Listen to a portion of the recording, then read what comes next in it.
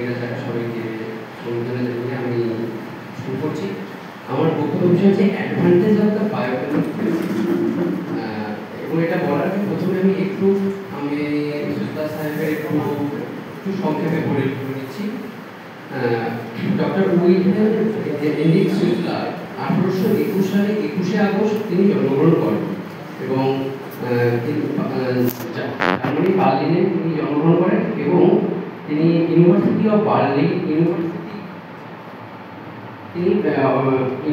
Berlin Paris থেকে তিনি degree লাভ করেছেন এবং 15 বছর তিনি হোমিওপ্যাথি প্র্যাকটিস করার পর তিনি এই বায়োকেমিক থেরাপিতে তিনি উদ্ভাবন করেন এবং এটা উদ্ভাবন করার আগে তিনি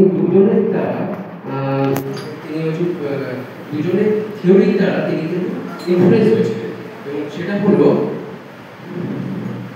Rudolph Virchow and Jacob Moleschott এবং রুডলফ ভার্চু সেলুলার প্যাথোলজি এবং জেকব মোলস্কটের ideas of the importance of inorganic constitution in organ structure of the vital এবং এটা থেকে তিনি আস্তে আস্তে টুয়েলভ টিস্যু সল্ট তিনি উদ্ভাবন করেছিলেন।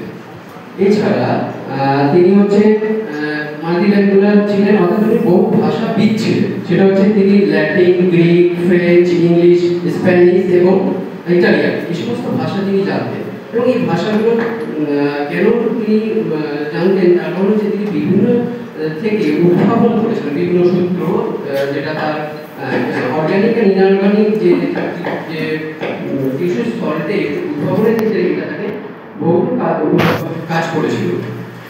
আর আমি যেটা বলবো যে বায়োকেমিক থেরাপির কি ফ্যাসিলিটি, বায়োকেমিক থেরাপির যে ফ্যাসিলিটি সেটা এটা সিম্পলি ইয়েট এফেক্টিভ মেডিসিন। অর্থাৎ এই মেডিসিনটা খুব সিম্পল, আমরা সহজেই পেতে পারি।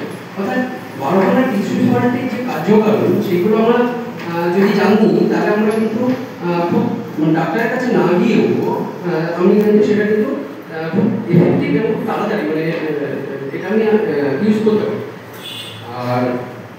আর ইফেক্টিভ কেন, তার কারণ যে উইলিয়াম হেনরিকের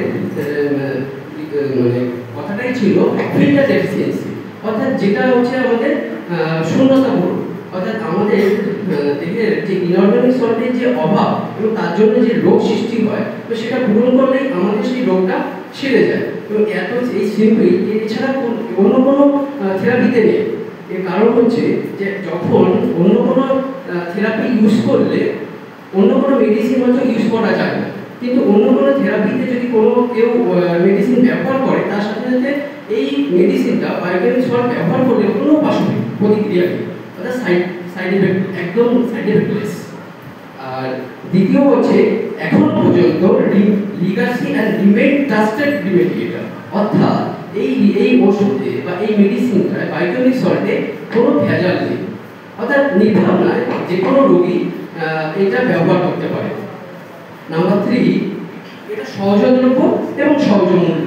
এবং সহজলভ্য আমরা যে কোনো হোমিওপ্যাথি মেডিসিন দোকানে গেলে আমরা এটা পেয়ে যাব এবং সহজমূল্য আমাদের দেশে অনেক মানুষ আছে যারা অর্থের জন্য তারা বিভিন্ন রকম রোগটাকে চেপে রাখে অথবা তারা সেটা চিকিৎসা করায় না, কিন্তু এই বায়োকেমিক মেডিসিন এত সহজলভ্য যে তারা এমন স্বল্পমূল্য যে তারা এটা খুব ভালোভাবে এটা ব্যবহার করতে পারবে। চতুর্থত সাইড এফেক্ট এবং এফেক্টিভ মেডিসিন। সাইড এফেক্ট এবং আমি আগেও বলেছি যে অন্যান্য থেরাপির মেডিসিন ব্যবহার করলেও এই মেডিসিনটি ব্যবহার করে এর কোনো সাইড এফেক্ট নেই, এখনো পর্যন্ত এর কোনো সাইড এফেক্ট পাওয়া যায়নি।